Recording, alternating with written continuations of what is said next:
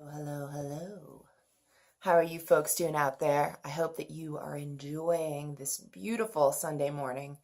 I know here in Steamboat it is bright, sunny, and a day filled with potential. Before I get going though, to get all my things in order, I had some breakfast, haven't gotten dressed yet, chilling in my robe, huffing some peppermint, and kind of getting a little more energy before I go out on my walk this morning. But I was also enjoying my new magazine. I subscribe to Porter, and it is a fashion magazine. And I just love just checking out, what are some new trends. I kind of dig that outfit. Pretty chill. Kind of matching my color right now. But yeah, just checking it out. Hairstyles. And then hitting up a consignment store and see if I can find something, that I'm inspired by there. You know what I used to do when I had flicked through these kinds of magazines? Thinking back in the day, 17, Cosmo.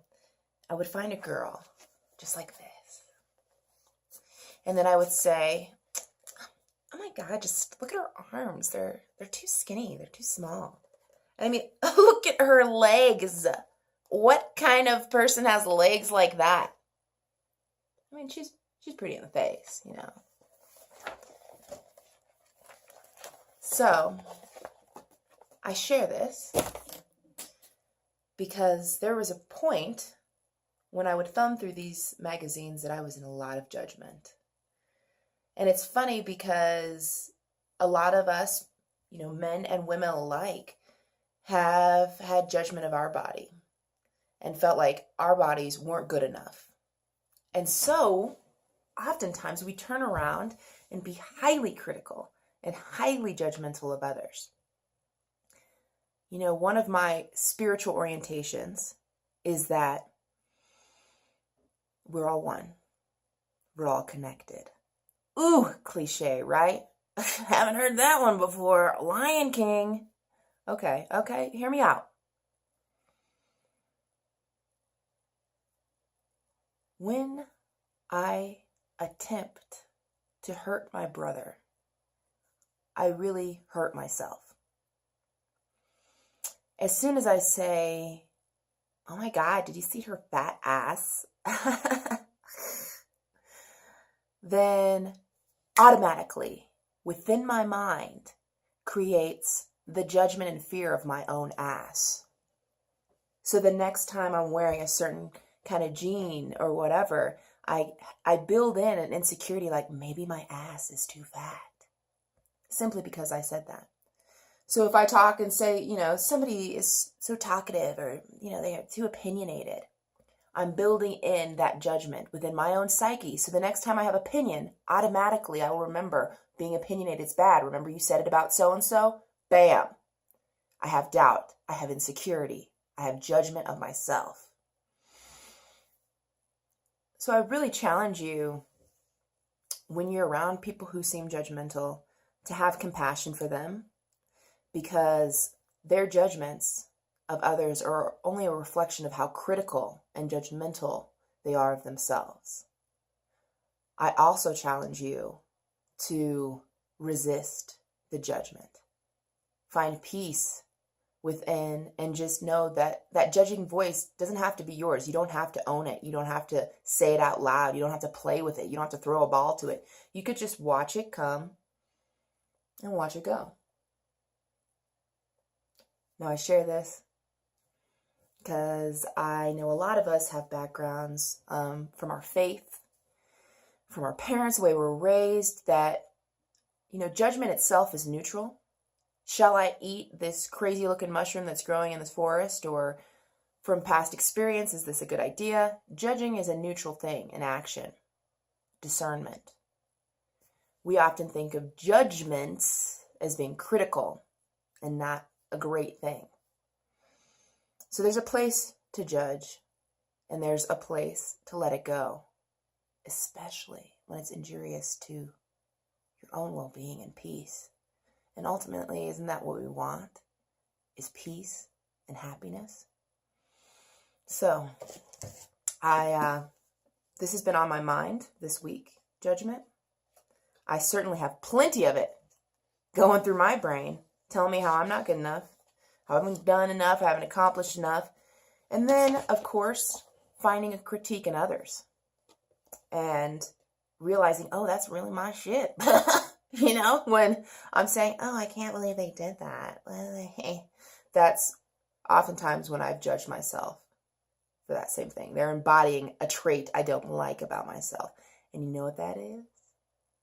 That, my friends, is an opportunity for self-love.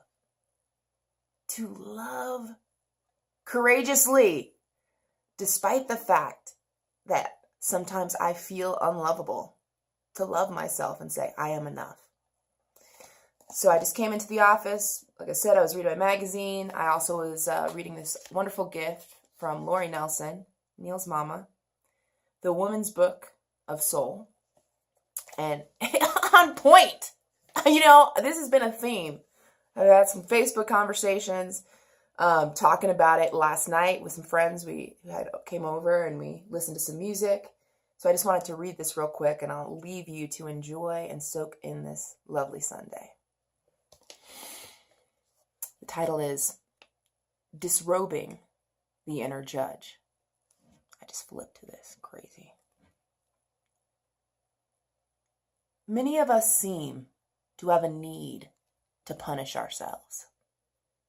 And there are no light sentences. Our inner judges sentence us to hard labor in the frigid Siberia of guilt for the slightest infraction or mistake. Such treatment is incredibly hard on our hearts and spirits. Overcoming the tendency to be too hard on ourselves allows us to continue to call on the discernment of a wise inner guide without suffering inappropriately severe self-punishment. As a teenager, Amanda used drugs rebelliously and had been promiscuous. As an adult, she was the model of decorum. She appeared calm and assured to those who knew her casually, but her family, especially her children, knew her perfectionism all too well. She needed to be in control. Everything had to be done as she dictated. Whenever her tight ship sprung even the smallest leak, she couldn't sleep or eat. She was being eaten alive by unresolved guilt over her actions as a teenager. Firmly ensconced on the bench, her inner judge continuously banged her on the head with his gavel. Only by being totally in control of her surroundings could she silence him. In order to transform a harsh judge into a loving counselor and guide, we need to know what the judge is saying to us. When we are conscious of our judgmental voices, we can then choose different messages. Guilt and punishment foster fear. Tolerant and understanding messages foster learning. Having the courage to disrobe our inner judge and lay aside the handcuffs of guilt allows us to be more tolerant and loving towards others, also which, in turn, draws more love to us. And the mantra is, I am a worthwhile and capable woman. Even though I make mistakes, I love and appreciate myself.